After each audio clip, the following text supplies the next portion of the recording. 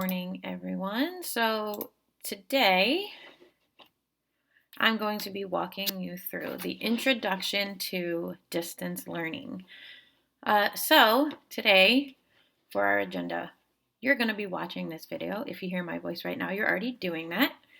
You also have a Google Forms practice quiz to complete and a Google Classroom discussion response. In this video, I'm going to walk you through how to get to all of these things and how to submit them and turn them in. Completion of those two assignments will be due this coming Monday, the 6th of April. So, in order to do any of these things, you need to have access to Google Classroom. So the first thing I'm going to do is show you and walk you through how to do that. So today, by the end of this video, you should be able to use Google Classroom and Google Forms proficiently, so at least well enough that you can complete your distance learning assignments and submit them.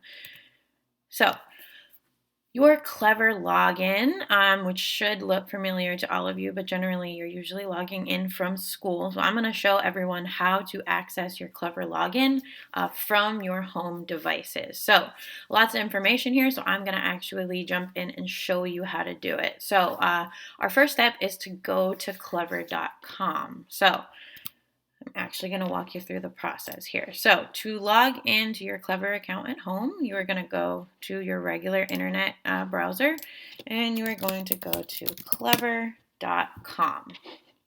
It's going to look like this. Okay, your next step is to come up to this right-hand corner and select log in as a student.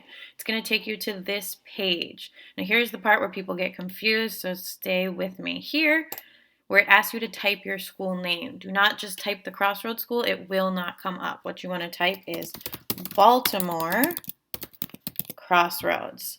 And then you will see the Crossroads School, Baltimore City Public School District, Maryland. There are lots of other schools in here with the name Crossroads in them. Do not select any of those. You will not be able to gain access. So type Baltimore Crossroads in your search bar and select this one here where it says the Crossroads School, Baltimore City Public School District. Okay. When you select it, it's going to bring you to this screen here. Do not select the Clever badge login. Select here with login with Active Directory.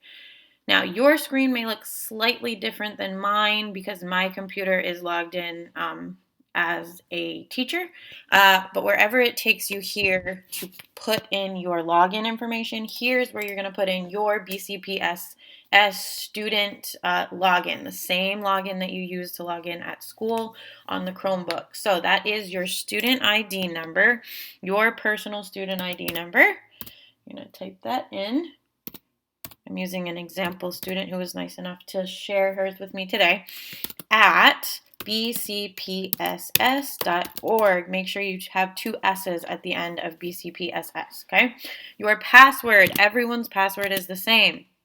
It's going to be capital C, capital S, student, all lowercase, 19. Again, that's the same password that you use to log into your Chromebooks at school for computer lab.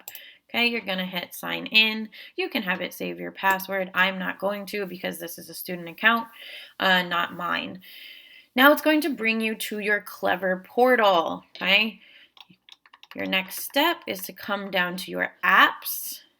This may look slightly different again for you as well because some of these are teacher apps, but you're going to look for inside of your apps where it says Google Classroom right here.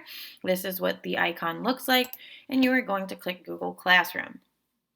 It's then going to take you directly to your Google Classroom page. Now, I have actually sent invites to every single 7th grader to join the page, so you do not have to put in a code. You do not have to join a class for yourself. You will have this icon here that says the name of the class. You can either decline or join. You're, of course, going to hit join.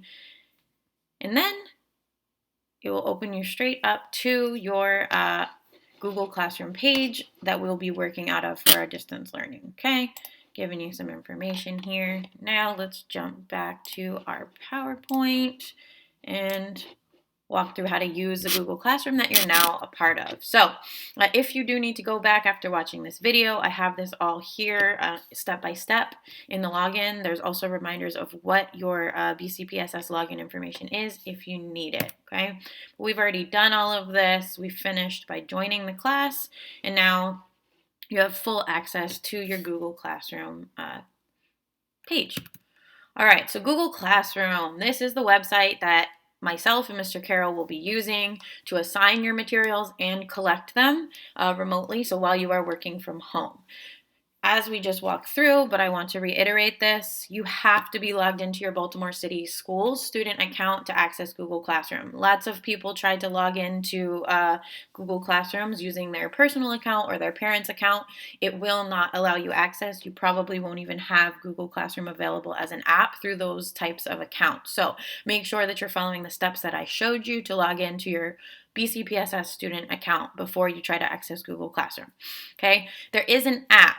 So not quite. There is a free mobile app. I recommend downloading it because that will give you notifications when an assignment is uploaded. It also leaves Google Classroom right at your fingertips if you need to check a due date. It's not the best for actually completing assignments, but as far as reminders and being able to find out what's due and when, and in certain situations after actually completing them, there is that free mobile app, which I would recommend that you download. All right,